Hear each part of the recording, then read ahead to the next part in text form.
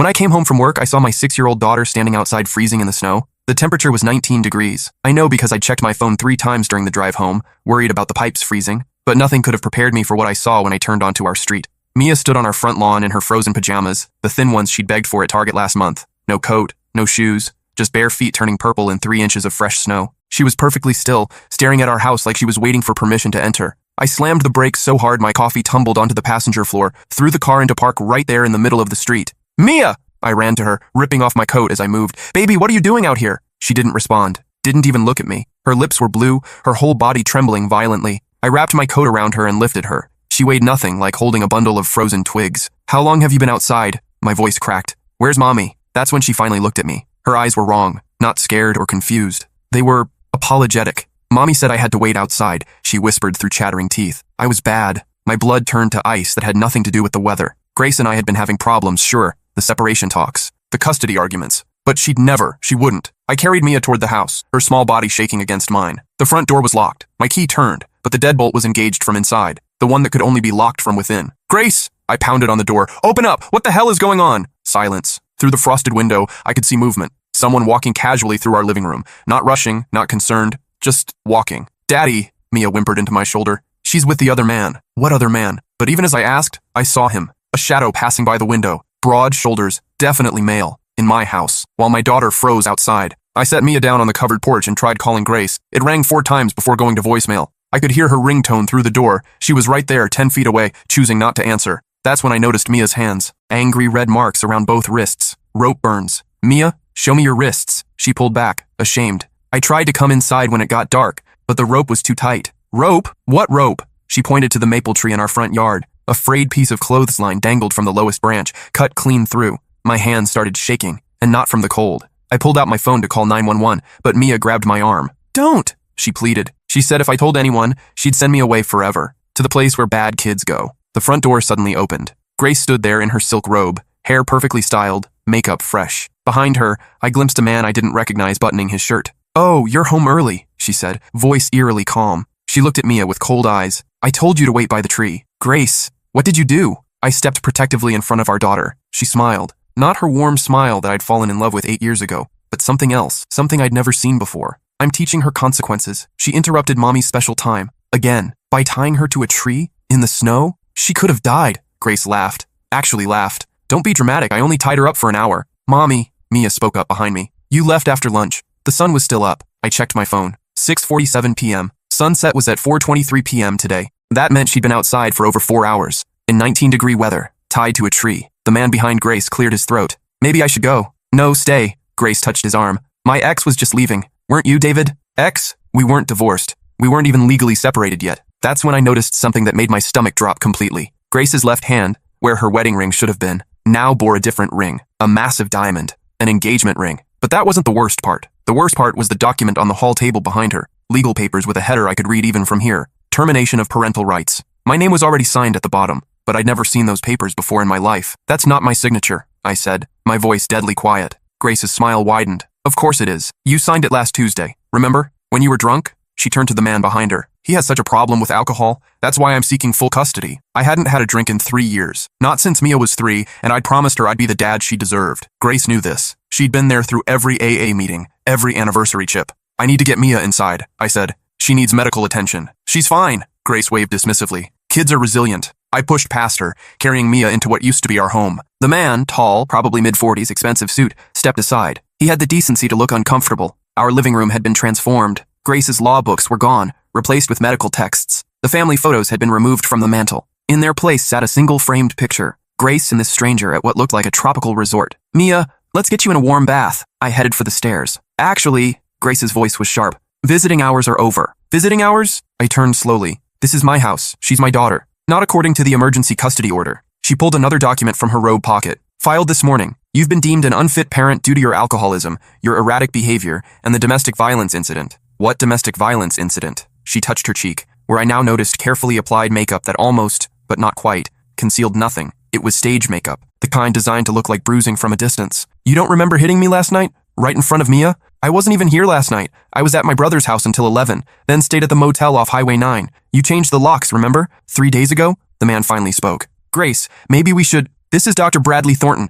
Grace interrupted. My psychiatrist. He's been treating me for the trauma you've inflicted. He can testify to everything. Psychiatrist. The ethics violations alone should have ended his career. But the way he stood so close to her, the way his hand rested on her lower back, this had been going on for a while. Mia started coughing, harsh, barking coughs that shook her whole body. When she pulled her hand away from her mouth, there were spots of blood. She needs a hospital, I said. Stop being so dramatic. Grace rolled her eyes. Brad, tell him she's fine. Brad, Dr. Thornton, barely glanced at Mia. Children are surprisingly adaptable to temperature changes. You haven't even examined her. I don't need to. Grace has been keeping me informed of the behavioral issues. Sometimes natural consequences are the best teacher. Behavioral issues. My sweet, quiet daughter who still apologized to her stuffed animals when she accidentally dropped them. What behavioral issues? I asked, though I was already pulling out my phone. The lying, Grace said. The stealing. The violence toward other children. That's not true. Mia's voice was raspy. I never... See? Grace pointed at her. She's doing it right now. Lying. I dialed 911. You call them, Grace said calmly, and I'll tell them you violated the protection order. That you broke in here threatening us. Brad will confirm everything,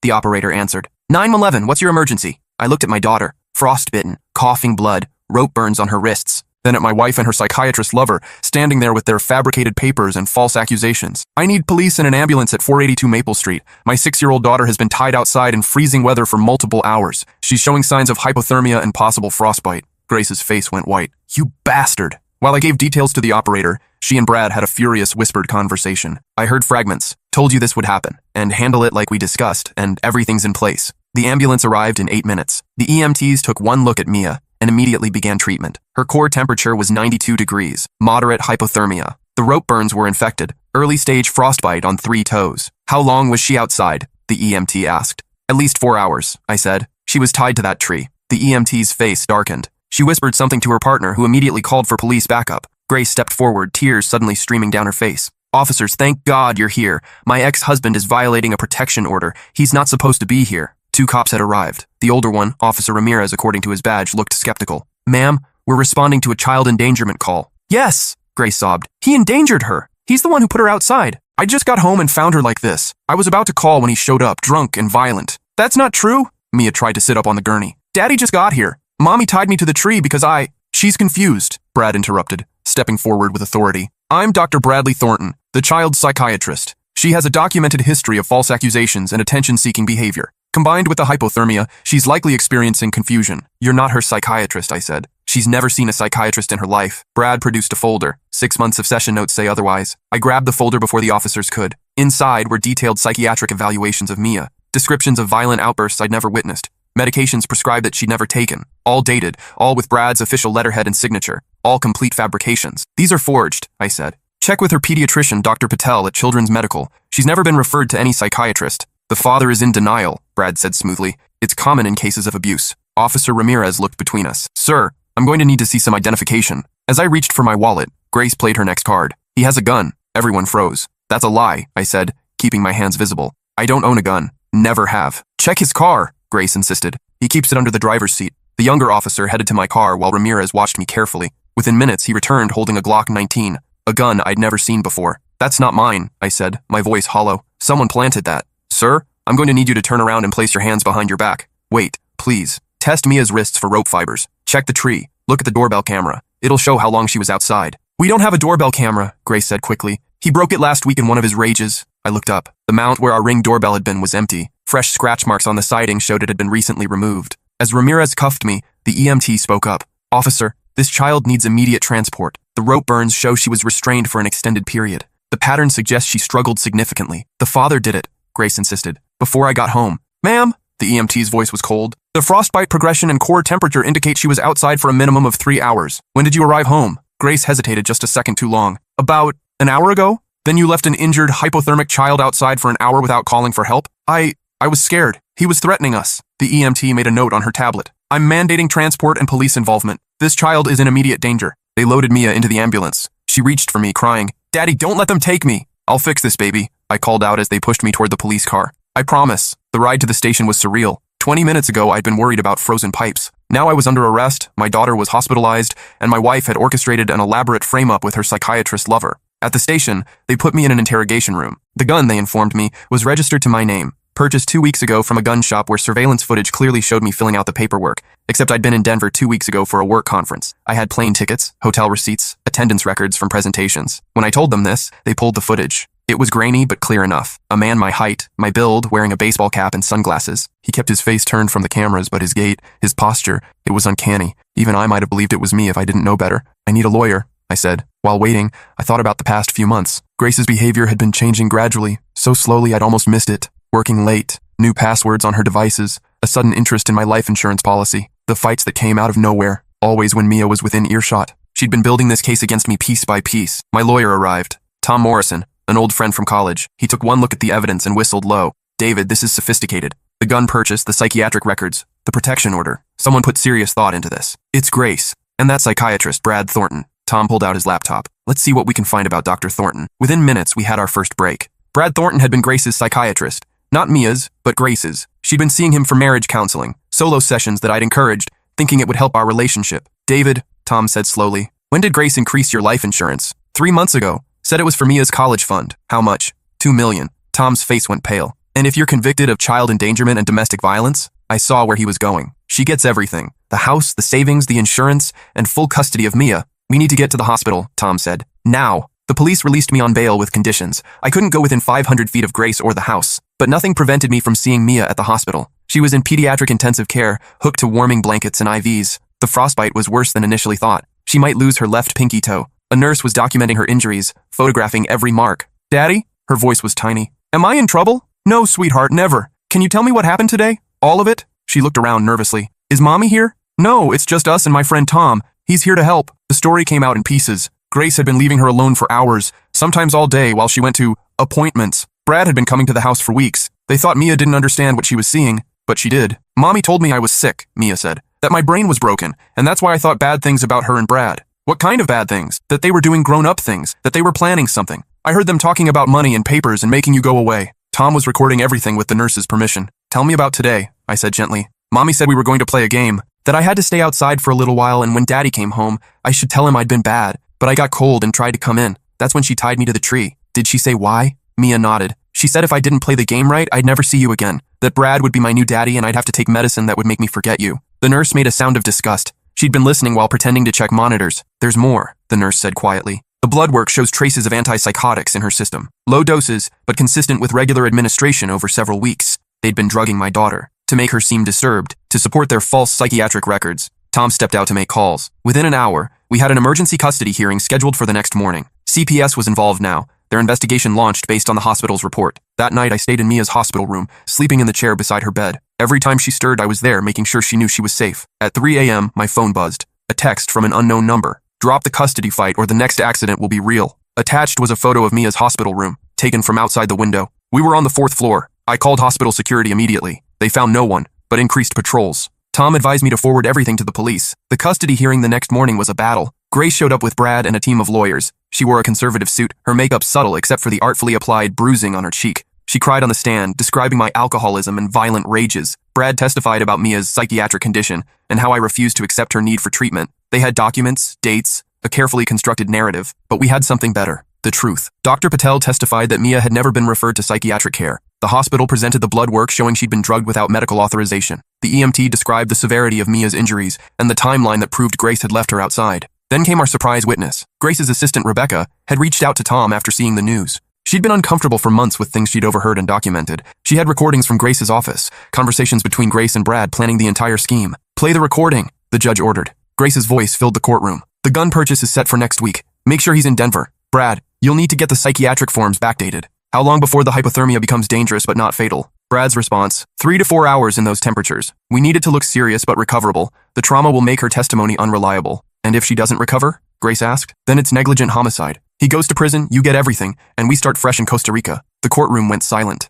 The judge turned to Grace, his face dark with anger. Mrs. Patterson, you're under arrest for conspiracy, child endangerment, attempted murder, fraud, and falsifying medical records. Dr. Thornton, you're under arrest for the same, plus gross medical malpractice. As they cuffed Grace, she looked at me with those cold eyes. You were supposed to be at work until 7. I left early, I said, to surprise Mia with hot chocolate and a movie. A simple deviation from routine had saved my daughter's life. The investigation that followed revealed the depth of their plan. Brad had been manipulating Grace for months, using their sessions to plant ideas about my dangerous behavior. He'd helped her forge documents, create false evidence, even coached her on how to act as the victim. The gun shop footage was Brad. Similar height and build to me, careful coaching from Grace on my mannerisms. The psychiatric records were completely fabricated. designed to discredit anything Mia might say. They'd planned to escalate the accidents until either I was imprisoned or Mia was too traumatized to testify against them. The endgame was always the same: collect the insurance money and disappear together. Grace's lawyer tried to argue that Brad had manipulated her, that she was a victim too, but the recordings were clear. She'd been an enthusiastic participant,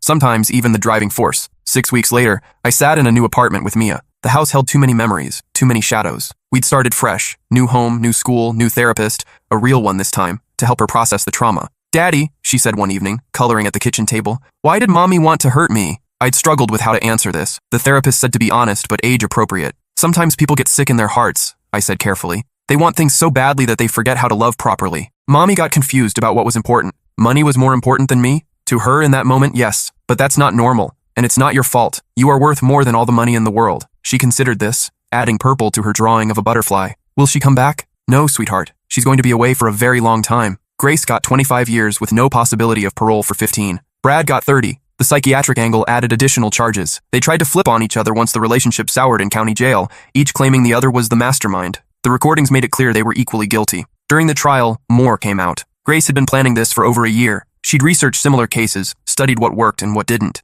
She'd chosen Brad specifically because of complaints against him that had been covered up. She knew he'd be vulnerable to her influence. The most chilling discovery was a folder on her computer titled Contingencies, different scenarios for how to eliminate me from the picture, each more elaborate than the last. Mia being tied outside wasn't even the worst one. There was a plan involving a camping trip and a tragic accident, a plan involving food poisoning that would look like negligence, a plan involving a house fire where I would be too drunk to save Mia. Each plan carefully detailed, with Brad's medical knowledge ensuring plausibility. The prosecutor said it was one of the most elaborate, premeditated schemes she'd ever seen. The only reason it failed was my early arrival and Mia's survival instinct to keep fighting against the cold. That and a neighbor's testimony we hadn't known about. Mrs. Chen from across the street had been watching through her window, concerned about the child outside. She'd been about to call the police herself when I arrived. Her testimony corroborated the timeline and destroyed Grace's claim that I'd put Mia outside. Mia recovered physically, though she still has a scar on her ankle where the rope cut deepest. The psychological healing took longer. For months, she'd panic if I was even 5 minutes late. She'd check locks obsessively, terrified someone would take her away. But children are resilient. With therapy, love, and consistency, she began to trust again. She made friends at her new school. She laughed at cartoons. She stopped asking if Mommy was coming back. A year later, we were at the park. Mia was on the swings, pumping her legs and laughing. Another mother sat beside me on the bench. "She's beautiful," the woman said. "That laugh could light up the world." "Yeah," I agreed. "She's pretty amazing. Must get it from her mom," the woman said conversationally. I used to freeze at comments like that. Now I just smiled. "She gets it from being herself." Mia jumped off the swing and ran over, grabbing my hand. "Dad, can we get ice cream?" "Sure, kiddo." As we walked away, she said quietly, "That lady was wrong. I don't get my laugh from Mommy. I get it from you." "How do you figure?" "Because you're the one who taught me it was safe to be happy again." We got ice cream. Chocolate for her, vanilla for me. We sat on the curb outside the shop watching cars go by. Simple, normal, perfect. "Dad," Mia said, chocolate on her nose, "I'm glad you came home early that day." "Me too, baby. Do you think—" She paused, choosing her words carefully. "Do you think Mommy ever loved me? Even a little?" It was the question I dreaded, the one the therapist said would eventually come. "I think she loved you the only way she knew how," I said finally. "But sometimes that's not enough. Sometimes people's love gets so twisted up with other things, money, control, fear, that it stops being love at all. But your love doesn't get twisted." "No, baby. My love for you is the simplest, purest thing in my world. Always has been. Always will be." She leaned against me, satisfied with that answer. Later that night, after Mia was asleep, I sat at my laptop working on the victim impact statement for Grace's sentencing review. 5 years into her sentence, she was petitioning for reduced time based on good behavior and mental health considerations. I looked at the photos from that night: Mia's frostbitten feet, the rope burns, the blood on her lips from coughing. Then I looked at the photo on my desk: Mia at her school play last month dressed as a sunflower beaming. I wrote, "Grace Patterson didn't just endanger our daughter's life. She tried to steal her childhood, her trust, her ability to feel safe in the world. She drugged a 6-year-old child to make her seem mentally ill. She tied her to a tree in freezing weather. She did this deliberately, methodically, with full knowledge of the consequences. The physical scars have mostly healed. The psychological ones remain. My daughter still checks that I'm breathing when I sleep, terrified I'll disappear. She still hoards food in her room, afraid of being locked out again. She still asks if love is real or if everyone is just pretending. Grace made a choice. Multiple choices over months of planning. Each choice prioritized money over her daughter's life. That's not mental illness. That's evil. She should serve every day of her sentence." I sent it to the prosecutor and closed the laptop. From down the hall, I heard Mia stirring, making the small distressed sounds that meant nightmares were coming. I went to her room and sat on the edge of her bed, stroking her hair until she settled. "I'm here," I whispered. "You're safe. I'm always here." She mumbled something in her sleep and reached out. I gave her my hand, and she held it tight. We'd survived. That had to be enough. The sentencing review was denied. Grace would serve at least another 10 years before her next opportunity. Brad's appeals had also failed. The psychiatric board revoked his license permanently, and several former patients came forward with complaints, leading to additional charges. Mia and I moved forward, one day at a time. She joined the soccer team, made honor roll, started piano lessons, normal kid stuff that felt like miracles after everything we'd been through. Sometimes, on winter nights when the temperature dropped and snow began to fall, she'd stand at the window watching. Not with fear anymore, but with something like wonder. "It's just snow," she'd say, as if reassuring herself. "It can't hurt me anymore." And she was right. The snow was just snow. The cold was just cold. The real danger had never been the weather. It had been the person who was supposed to protect her from it. But that person was gone now, and we were still here, still standing, still together, still healing.